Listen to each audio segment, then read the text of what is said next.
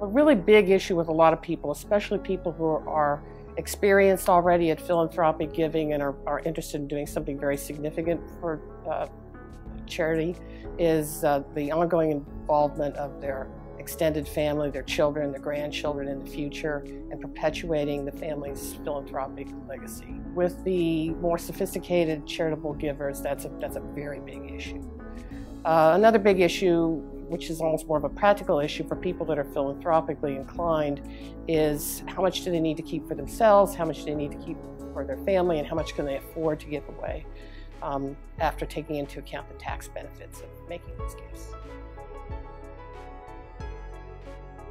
One of the most important issues is to be sure you get the beneficiary designation right, because it's a simple little form, but you want to be sure that you've named the charity exactly as it should be named, and that you also provide for defaults in the event that you've selected a charity that might not qualify at the time of the end of your life. It's also important to check with your tax advisors, because there's been some movement in this area in terms of the tax-favored status of giving those kinds of benefits away to charity. Right now they're not as favored as they were in the past in terms of trying to take distributions or giving IRAs and things like that away to charity while you're alive. But the most important thing is get that beneficiary designation correct. It's very important with any sizable charitable gift to have a good gift agreement in place with the charity that you're working with. And it's important to have a dialogue with them in connection with putting that gift agreement together to find out what really works best in terms of the donor's objectives, but also the needs of the charity.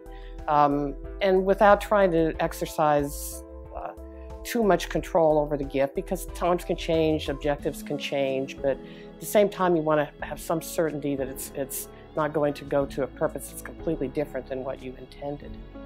The other thing, though, too, that's important is that your family know what your objectives are, so that after you're gone, the people behind you can participate in the process of directing or helping to recommend how the monies are used.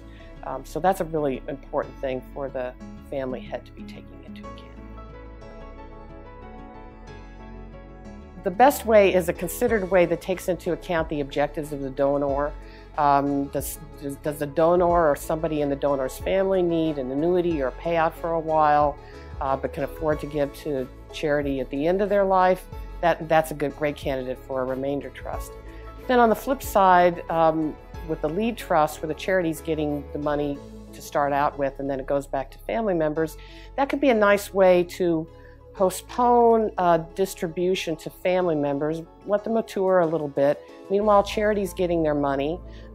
In today's low interest rate environment, those things happen to also work very well. And they can fulfill practical objectives, both to get money to charity now, get money to family later, and hopefully take advantage of the fact that the interest rates are low relative to how the trust might perform.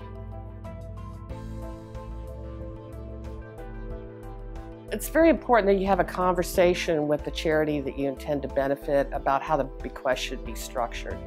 As elementary things as getting their name right, which is something that a lot of people make errors about, but also seeing that you have a meeting of the minds in terms of how the bequest should be used, but keeping in mind the fact that the charity needs some flexibility in terms of your objectives. So you can define your objectives in a way that gives them some breathing room if something happens and the purpose that you want the money directed to has been fulfilled.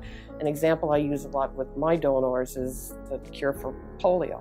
If you'd set aside sizable monies in 1940 to cure polio and in fact got cured, you want the charity that you gave that money to have some flexibility to be able to deal with it without having to go back into a courtroom and spend a lot of money that otherwise could be put to better purposes.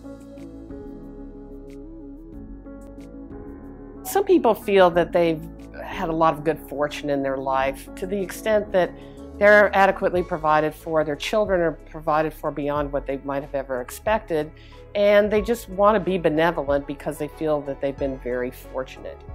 Some people are particularly wedded to certain charities that they've had maybe a lifelong relationship with, that they know from the ground up do great work, and so that relationship can often be a prime motivator. Sometimes it's people who have plenty of money who like to see their names on buildings and to see themselves perpetuated after the end of their lives in terms of public recognition of their name and what they've done. It's kind of complicated what motivates people charitably, because it's a whole panoply of things that range from pretty selfish to completely benevolent.